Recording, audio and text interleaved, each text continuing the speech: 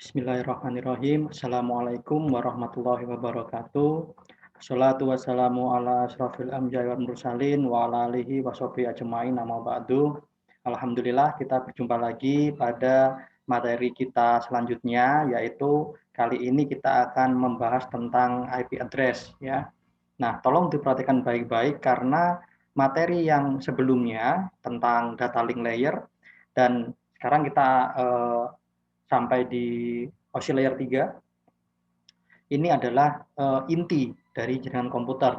Jadi disinilah data itu dikirimkan, ya. Jadi mohon diperhatikan baik-baik.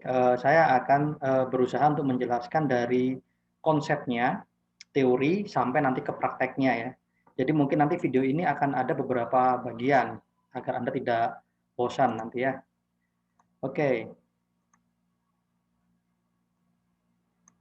Ya. Ya. Pada OSI layer 3 ini nanti akan ada banyak hal yang kita pelajari ya, yaitu kita akan mempelajari mulai dari routing ya. Nanti routing ini akan kita detail bahas dalam beberapa topik ya, sehingga Anda paham ada berbagai metode routing yang ada yang digunakan ya. Kemudian kita akan membahas tentang public IP dan private IP itu bedanya apa, kemudian kita akan lebih fokus di network dan subnetwork ya. Kemudian kita akan berhubungan dengan subnet mask nanti, dan terakhir kita akan ke gateway ya. Nanti ada DHCP ya, sebenarnya ini ada di layer 7 tapi saya bahas di sini karena ada hubungannya dengan IP address. Baik, langsung saja kita mulai. Oke, OSI layer 3, network layer ya. Kalau sebelumnya data link layer itu digunakan untuk mengirimkan data antar jaringan yang sama ya. Kemarin sudah kita coba ya, di simulasinya juga sudah kita coba bahwa pakai data itu bisa dikirimkan selama tujuannya ada di jaringan komputer yang sama ya. Masih ingat kemarin ya, kita masih menggunakan IP 1111. Nah, itu karena kita belum mengenal IP address. Nah, sekarang dengan adanya network layer ini atau OSI layer 3 ini, kita bisa mengirimkan data ke jaringan yang berbeda ya. Nah, itu nanti kita akan menggunakan perangkat yang namanya router ya. Kalau kemarin kita menggunakan switch, kalau sekarang kita akan menggunakan router. Secara fisik kedua benda ini mirip ya, tapi secara cara kerjanya fungsinya berbeda ya. Kalau switch hanya digunakan untuk mengirimkan data di satu jaringan yang sama, kalau router digunakan untuk mengirimkan data ke jaringan yang berbeda atau antar jaringan ya. Nah, nanti kita akan bahas tentang routing protokol ya, ada berbagai macam algoritma untuk menentukan paket ini sebaiknya lewat mana yang tercepat jalannya ya. Oke. Kemudian kita akan bahas tentang IP address di sini. Nah, IP address itu apa sih? IP address itu adalah alamat dari setiap perangkat yang terhubung ke jaringan komputer. Bapak kan kemarin sudah ada yang namanya MAC address. Betul. MAC address adalah alamat dari hardware atau network card kita, ya, baik itu LAN card ataupun WiFi card, ya. Kalau IP address ini adalah alamat dari device-nya, komputernya, ya. Jadi kalau MAC address kemarin itu tidak bisa diubah karena sudah di hardcode di hardware-nya, kalau IP address ini alamat logik, ya, bisa berubah dia. Nanti kita akan belajar di DHCP server nanti. Oke, nah, jadi sekali lagi IP address ini adalah alamat atau nomor dari perangkat yang terhubung ke jaringan komputer kita. Ya, ada dua macam IP address ya, ada IP versi 4 dan IP versi 6. Nah, saat ini IP versi 4 sudah mulai habis, tapi karena dia masih banyak digunakan selama sekian puluh tahun terakhir ya, jadi masih dipertahankan. Tapi IP versi 6 sudah mulai banyak yang menggunakan juga ya. Nah, kenapa kok adopsi IP versi 6 ini cukup lambat? Karena untuk bisa menggunakan IP versi 6 ini butuh hardware yang berbeda dengan IP versi 4. Nah, ini kalau kita ngomong dari sisi perusahaan, ya dia nggak mau rugi dong, dia harus ganti alat, ganti perangkat, investasi lagi di bidang IT. Sedangkan sebelumnya nggak ada masalah. Nah, gitu ya. Jadi kalau nggak ada masalah ya biarkan saja ya.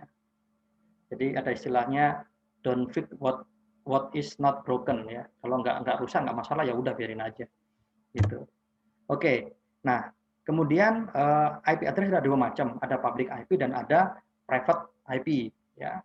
Bedanya apa? Kalau public IP itu adalah alamat IP address yang bisa diakses secara langsung ya dari jaringan komputer. Ya, dari internet maksudnya. Jadi contohnya, oke, saya tampilkan dulu. Nah, misalnya nih, kita mau mengakses ke websitenya Win Malang ya. Saya gunakan paket ping untuk ICMP Win Malang ACID. Nah, server Win Malang ACID itu IP-nya 103.17.7641 ya. Ini adalah IP publik. Kok tahu, Pak? Ya, karena alamat ini bisa kita akses langsung dari internet. Ya. Berbeda dengan IP komputer saya, laptop saya ini 192.815. Nah, ini IP private. Kok tahu, Pak? Karena IP ini tidak bisa diakses dari internet secara langsung. Ya. Ini adalah IP di local network saya. IP untuk laptop saya di local network saya. Oke, ya, bisa dipahami ya. Nah, kemudian IP publik ini ada yang mengatur biar tidak sembarangan orang menggunakannya. Ya, namanya IANA.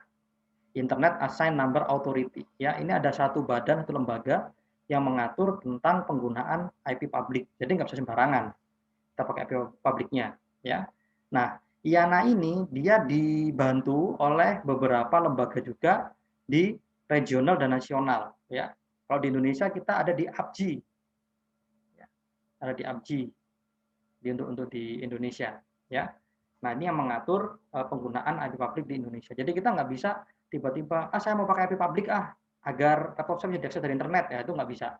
Harus ada izinnya. Ya, izinnya kemana? Ke APJI, Asosiasi Pengusaha Jasa Internet Indonesia.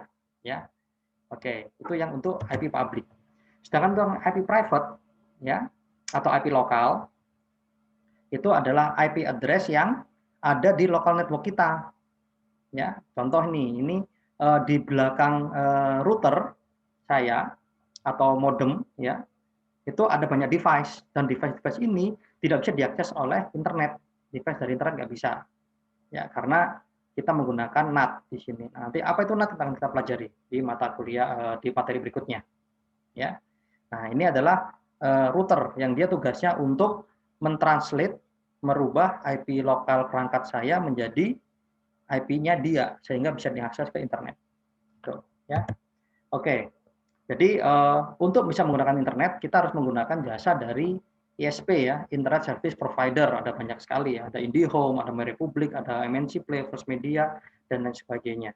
Nah, lembaga-lembaga inilah, perusahaan inilah yang punya jalur ke internet. Nah, kita ikut jalurnya mereka, maka kita harus membayar biaya bulanan, ya seperti itu.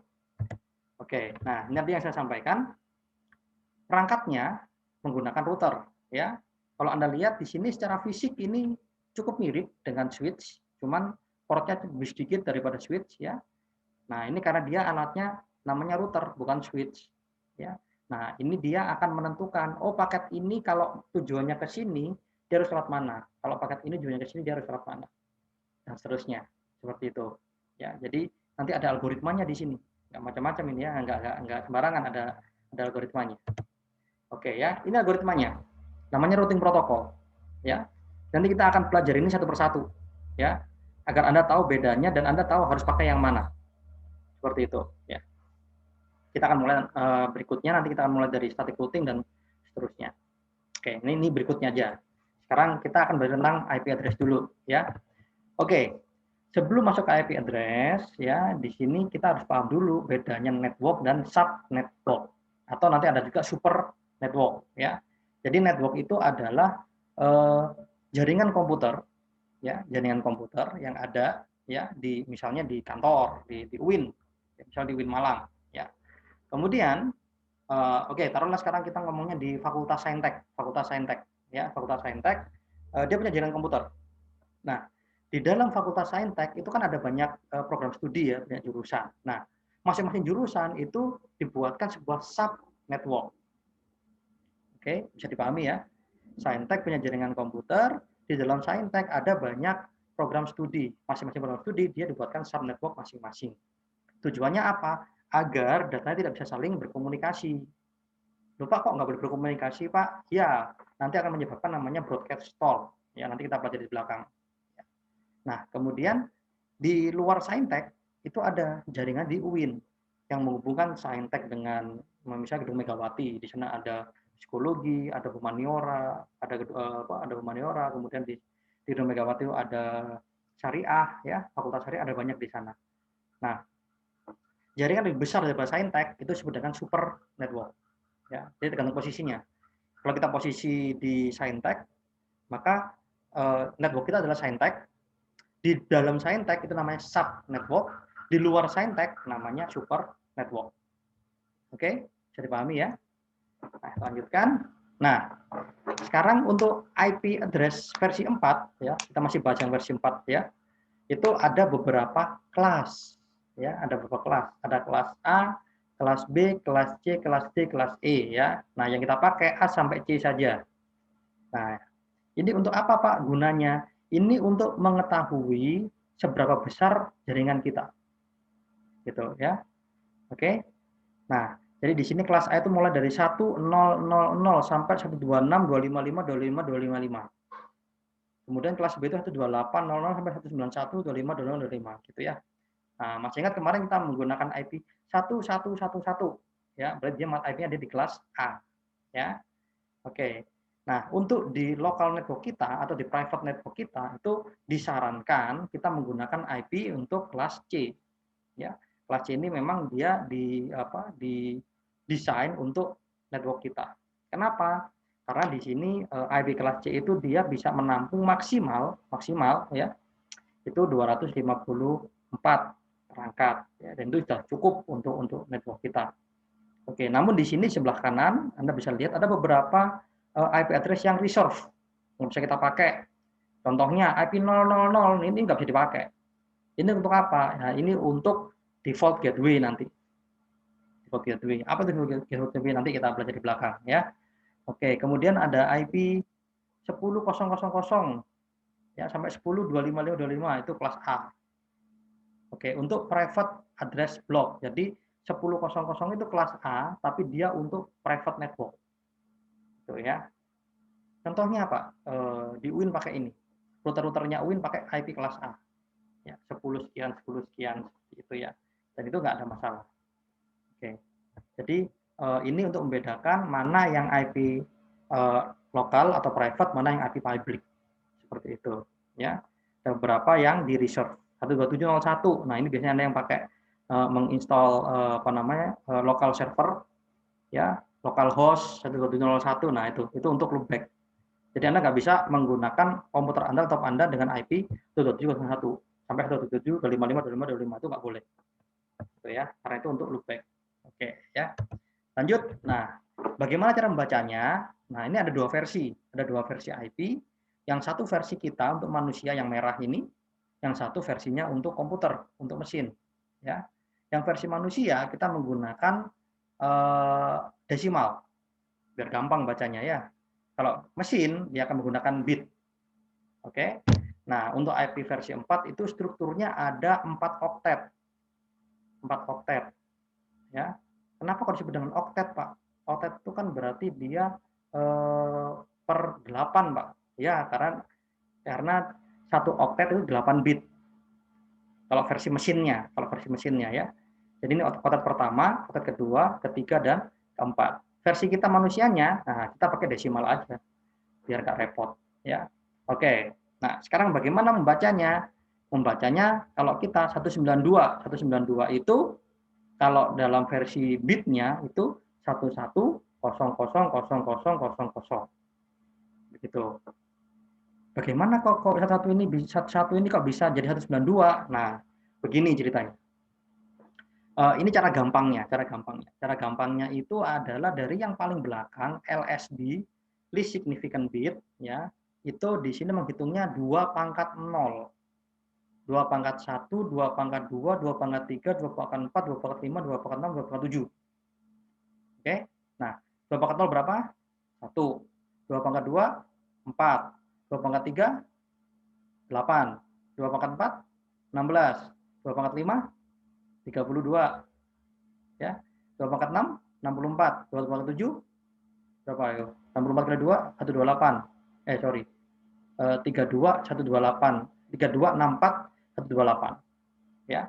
Jadi 192 ini menghitungnya yang MSB yang paling kiri 128 nilainya ditambah dengan berapa? 64. Ya. 128 tambah 64 hasilnya 192. Oke, cara yang sama digunakan untuk yang berikutnya 168.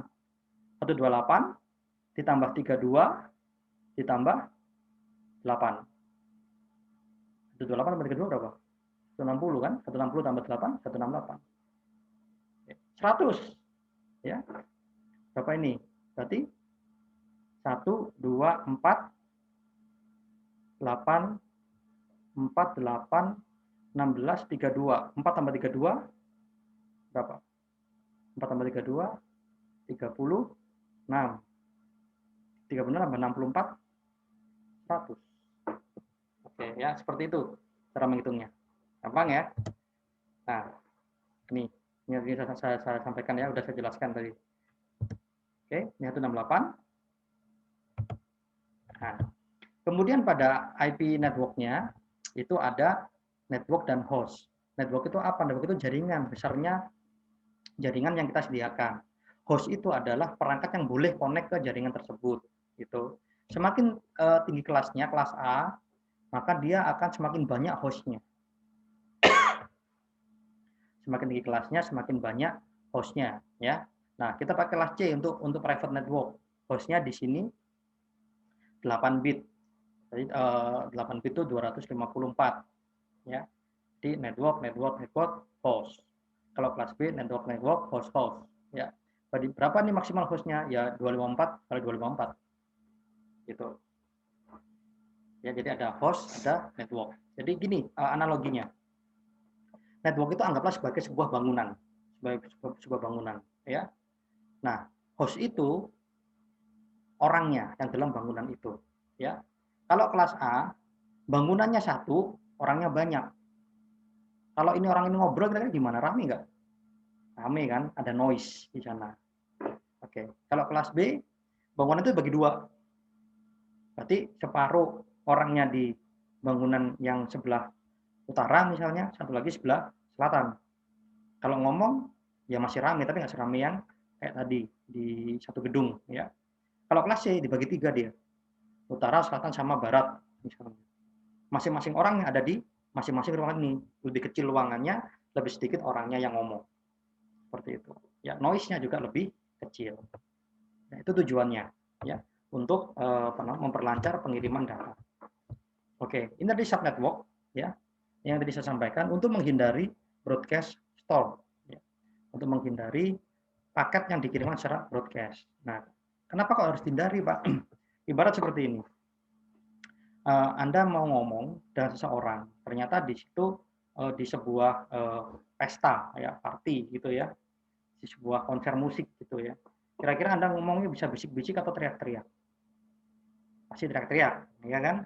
Bandingkan dengan Anda ngomong dengan seseorang tapi di meja yang sama. Nggak perlu teriak-teriak kayak tadi kan. Nah, seperti itu contohnya ya. Nah, itu jadi kalau banyak noise, maka data itu akan rusak. Maka Anda harus teriak, Anda harus mengeluarkan extra power. Nah, itu yang dihindari. Oke. Nah, sekarang kita lanjut ke subnetwork ya. Subnetwork itu dia jaringan yang besar dibagi jadi kecil lagi, kecil lagi, seperti itu ya. Nah, ini contohnya, ilustrasinya ya. Di sini ada IP 172.16.00 ya. Subnet ID-nya ya 172.16.2.0. Subnet ID ini kalau di dunia nyata, dunia kerja itu sering disebut dengan network ID ya, subnet atau network ya. IP network, nah gitu. IP networknya berapa gitu ya. Hostnya ini adalah IP dari perangkat yang salah satu perangkat yang ada di network tersebut. gitu ya. Jadi ada IP perangkatnya, ada IP networknya, ada IP super networknya. Nah, seperti itu. Oke, nah seperti ini gambarannya ya. Oke, di sini ada subnet sendiri, ada subnet sendiri, ada subnet sendiri. Maka di sini itu dia bisa berkomunikasi secara lokal, nggak perlu sampai ke sini tetangga-tangganya suaranya. Nah, seperti itu, ya. Oke, masih bingung nggak apa-apa? Nanti kita akan coba hitung, biar Anda lebih paham. Oke, nah untuk mengetahui sebuah subnetwork itu ditandai dengan namanya subnet mask, ya. Subnet mask. Ini contohnya ini.